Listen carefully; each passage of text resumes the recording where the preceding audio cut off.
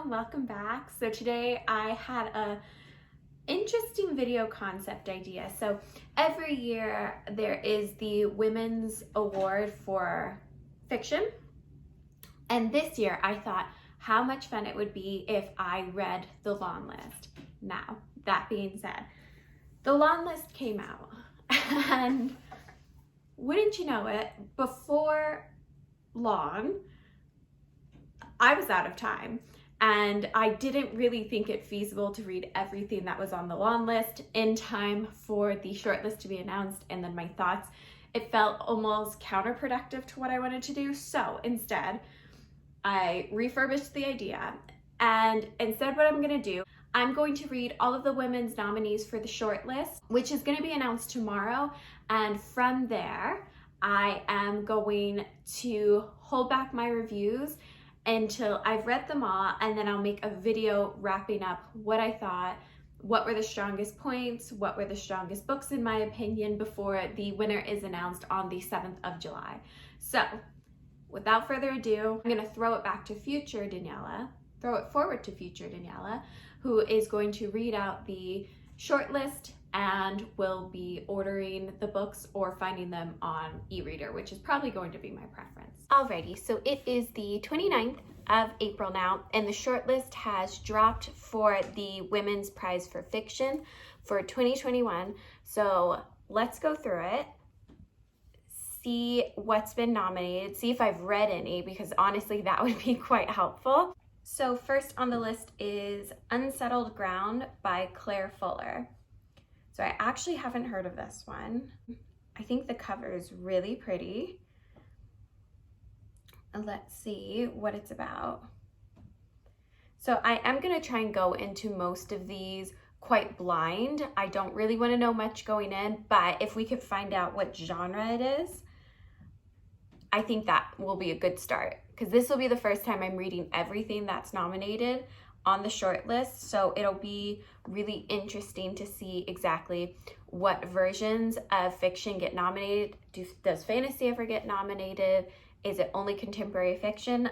Let's find out. Interesting. So even just the blurb on the front, it says a latter-day Daphne du Maurier. So I'm thinking it's going to be some sort of thriller kind of vibe. I'll read the first two sentences. What if the life you have always known is taken from you in an instant? What would you do to get it back?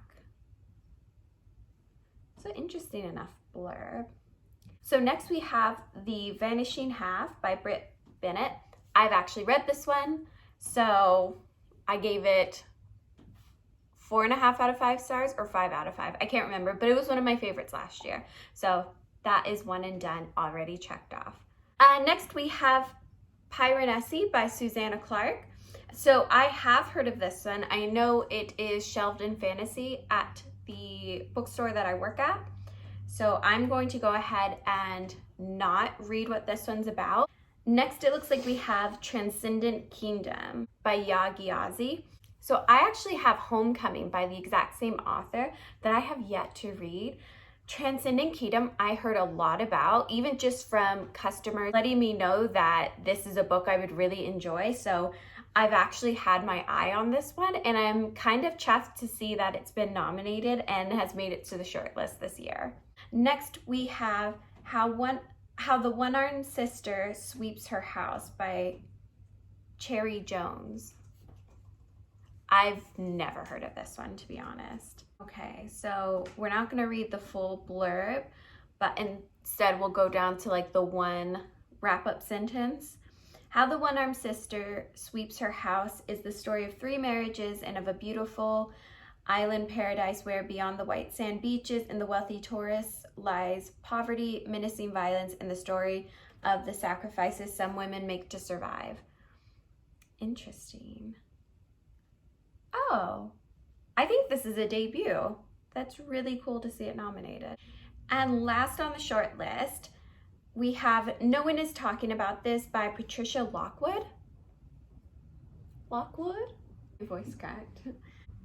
A woman known for her viral social media posts travels the world speaking to her adoring fans.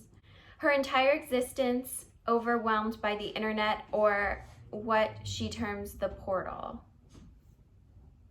Interesting. So is this one going to be like speculative fiction? I don't know, because I'm not seeing any of those actually on the list, which is interesting. I kind of thought there would be some. I'm also going to throw a bit of a spanner into this. I'm also going to read from the long list, Luster by Raven Liliani, just because I heard so many great things about this book.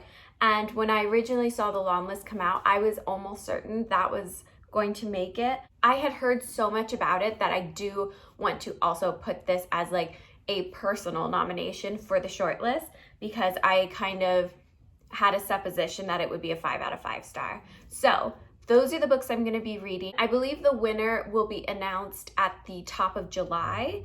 I think it's July 7th or 8th or something like that. So it gives me about 2 months to read through. All right, so I'm going to leave you guys here, and I will have follow-up videos kind of discussing what I think, maybe some reading vlogs with a couple of them squeezed in together before I do a final video announcing what my preference of the award winner would be versus what the actual award winner was. Thank you so much for watching, and I will see you in my next video.